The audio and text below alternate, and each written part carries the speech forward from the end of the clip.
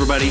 Thanks so much for joining us again for another Top 5. If you live in Missouri right now, we are in a rainy season. It's always good to be inside. Winter is coming. I'm looking forward to getting snow, not so much rain. Man, today, so excited. Have one of my great friends with us today, somebody that I respect, somebody that has just led the Northern Missouri District into next level. He's definitely a next level leader. I appreciate his friendship. I appreciate his leadership. Ryan Christopher, DYD of Northern Missouri. He's been there 4.5 years, looking on 5.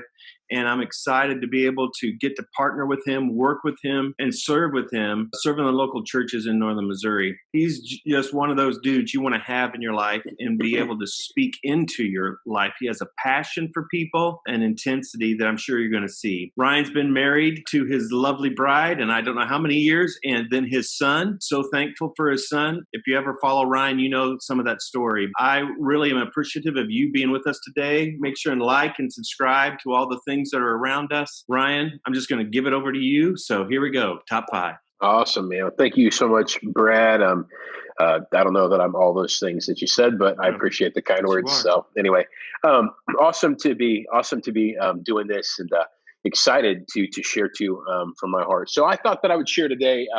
Obviously we've been through this coronavirus craziness, and some of us are still in holding patterns. Some of us are back to church, but maybe not all the way back to church. I think most of us are back to church, but maybe we still aren't doing children's ministry, or maybe we're used to doing 2 services. We're doing 1. I don't know. Maybe not everybody has come back to church yet.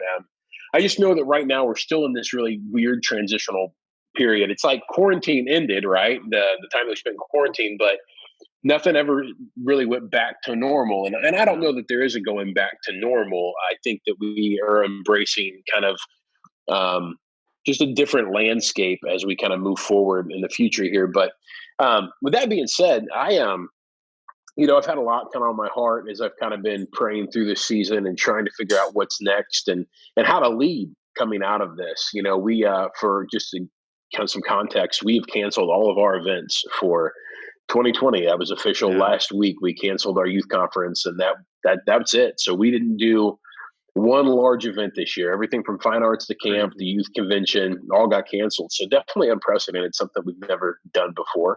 But with that being said, so I still kind of feel like I'm in the quarantine stage, but I've been thinking a lot about, when the next year rolls over and we get through the election season and a lot of these things that are kind of, holding on right now, it's like, there's going to have to be some real good leadership on the other side of this. It's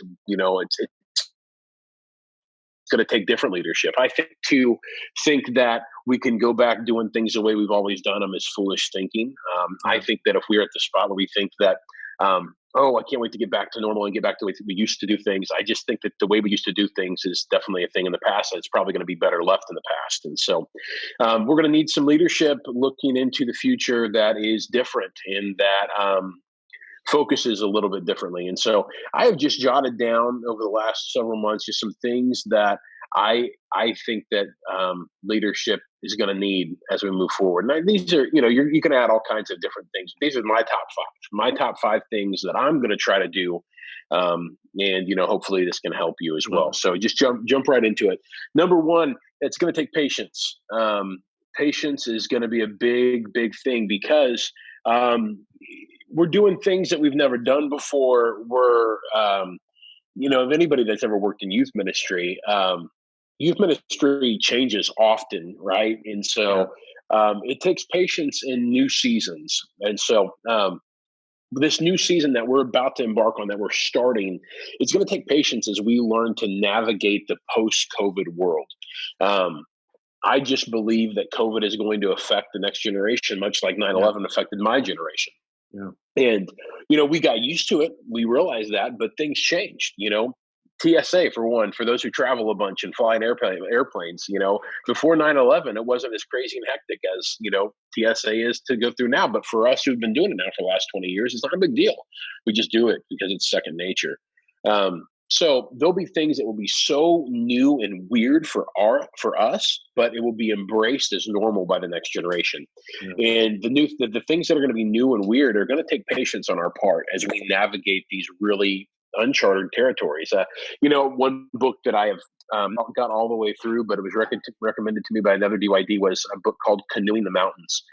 And basically, it's leadership in an unprecedented time. The idea is, Lewis and Clark, they were hoping to find the other ocean or whatever, they ended up going through the mountains. And so they took canoes and all of that. And so, it's just that's where we're at. We are canoeing mountains. We're doing things that we thought we were going to do a certain way. And now that's all been changed. I talked to a friend a couple of days ago. It's like we were all playing chess, right? And all of a sudden, it's not like the game got reset. It's we've picked up chess, we've thrown that out the way, and now we're playing Monopoly. We're playing a completely different game. Yeah. And so that's going to take a lot of patience in leadership. It's going to take a lot of just realizing that people are responding to this differently. You have people who are very cautious when it comes to the pandemic, and then you have people who aren't cautious at all. And we have to pastor all of them, right? And so it's going to take patience as we navigate different personalities, as we navigate restrictions, as we navigate, social distancing and all of that. I'm already starting to think through if we have to keep up social distancing through camp next year, because I'm not going to cancel camp next year unless I'm absolutely told I have to. That stuff there is going to require patience. And so whatever your leadership context is, wherever you're at, whatever you're doing, just have patience. And know that pray for patience, ask God to help you and guide you. So that'd be number one. Number two, and these are really in no particular order. Number two, you're going to have to be motivational. People are going to need to constantly be motivated. I don't know about you, but the amount of discouragement and depression that I have come across in the last several months with different people, this is a discouraging time. People are... I think there was an article on Yahoo the other day. It was called Pandemic Fatigue. People are getting fatigued. They're getting tired. They're growing grumpier. I think that's why I've talked to so many people that are so excited for Christmas this year. And I think it's because people look, and think, oh, Christmas joy and Christmas spirit, but they're going to be really, awakened when they realize that a lot of their favorite things they've done for Christmas for the last several years are all going to get canceled as well. And so, we need leaders right now that are full of joy, that are full of motivation, that are exciting, that are pushing people, that aren't, ho-hum and depressing and discouraging, but are literally breathing breath of life into people and into ministries. Powerful.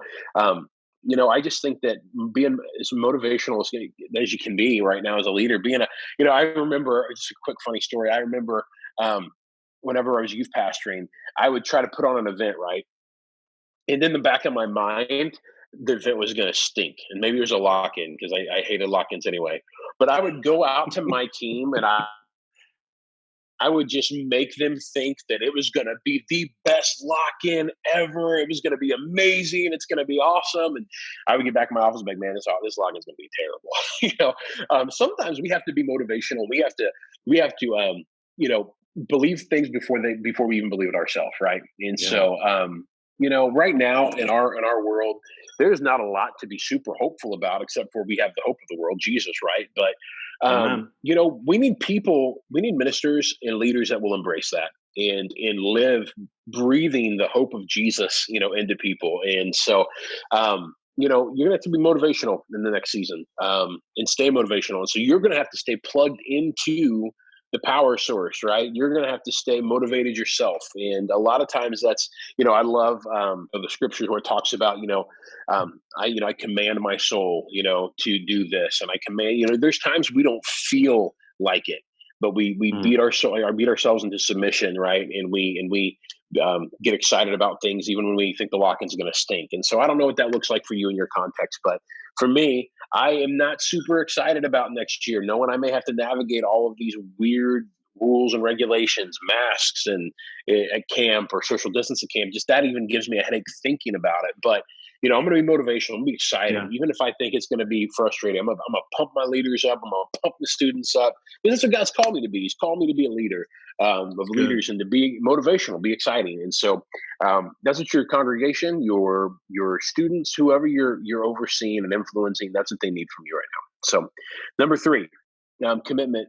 My biggest fear coming out of this is the amount of leaders that I think could burn out, because I think that leaders right now are working harder than they've ever worked.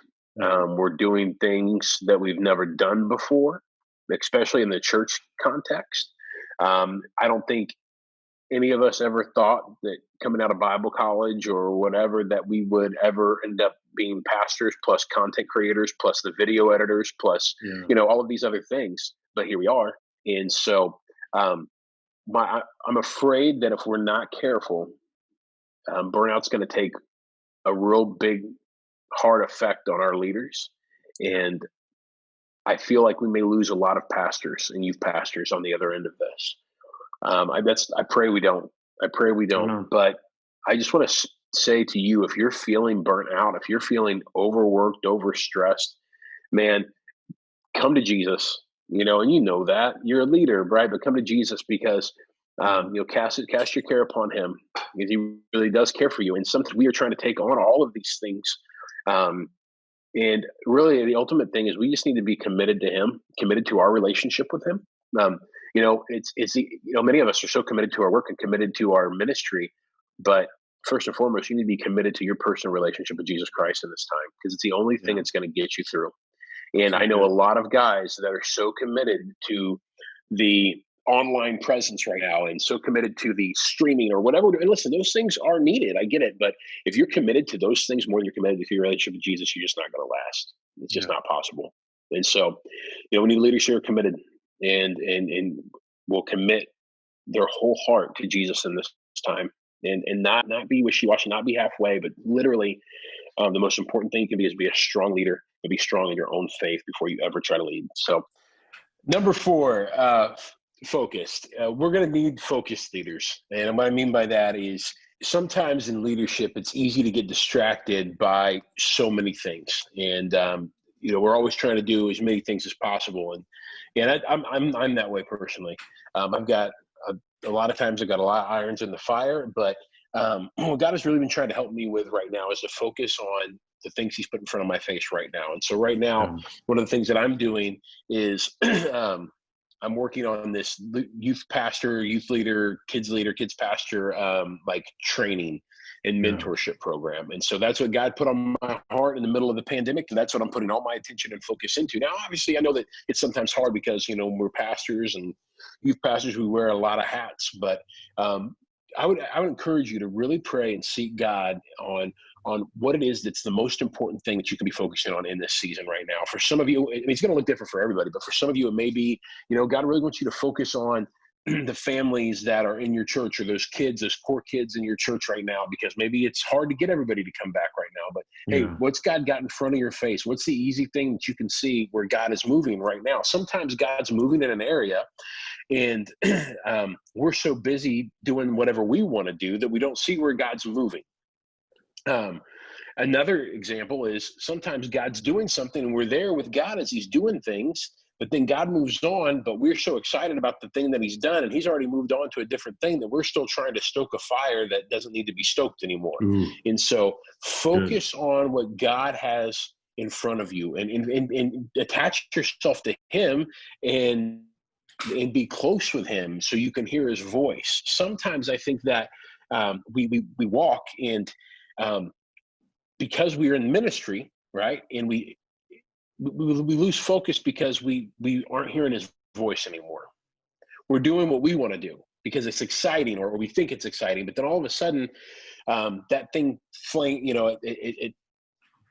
it goes away and then we're discouraged, but it's because we just kind of miss where God moved on to the next thing. And so I would just encourage you to, whatever it is that God has in front of your face right now, there's a reason why he has it in front of you. And it's often not going to be the most exciting thing to do. It's good. Trying to think of a really good example. Well, I'll give you an example. When I was youth pastoring, there were a couple things that I felt like the Lord wanted me to do. And one of them was to do a church play. Now, I didn't want to do a church play at all. I wanted to do stuff with the football team, or I wanted to do the big exciting things, put on a concert. The last thing I wanted to do was work with a bunch of adults and do an adult Easter passion play. But I felt like that's what God was wanting me to do. And so now I could have easily said no or whatever, but because of my obedience of focusing on what God had in front of me at that moment, I was able to build really great relationships with people who did the play that ended up helping me in the youth ministry and helped me with connections on the football team and other things that I wanted to do. And so, oftentimes what God wants us to focus on, we don't want to focus on. And so I just encourage you to pray, seek the Lord, ask him what he wants you to focus on in this season, and then be focused in that area.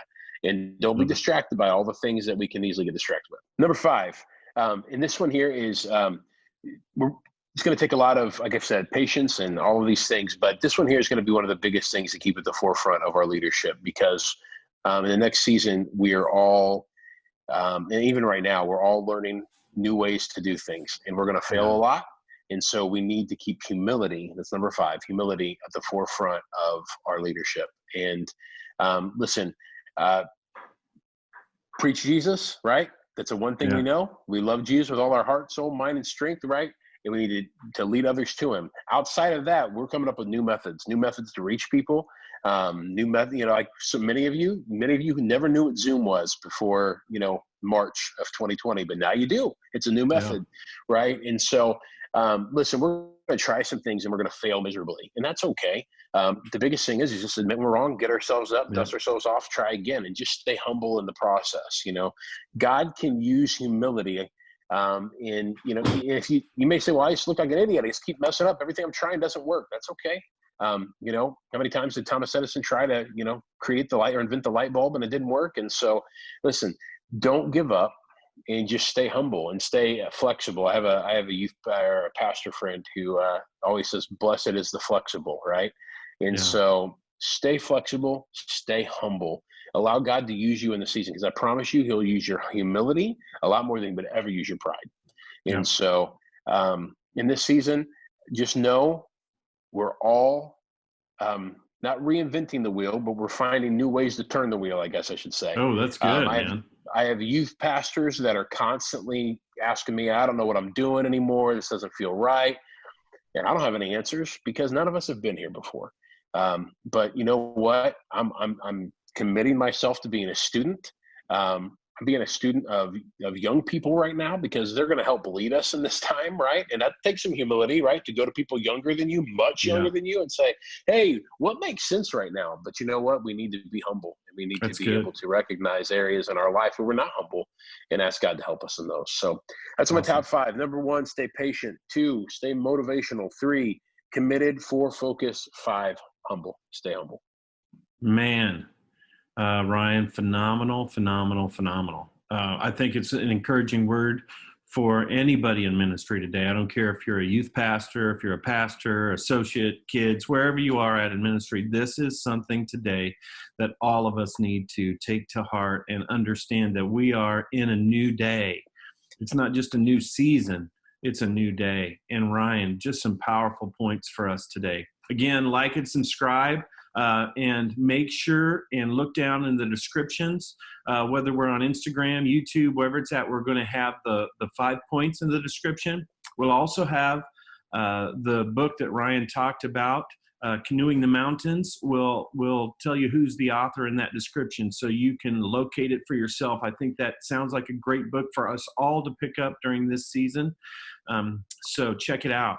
And again, thanks so much for being with us today, Ryan. And thanks so much, you guys, for being a part of Top 5. And we'll see you next time.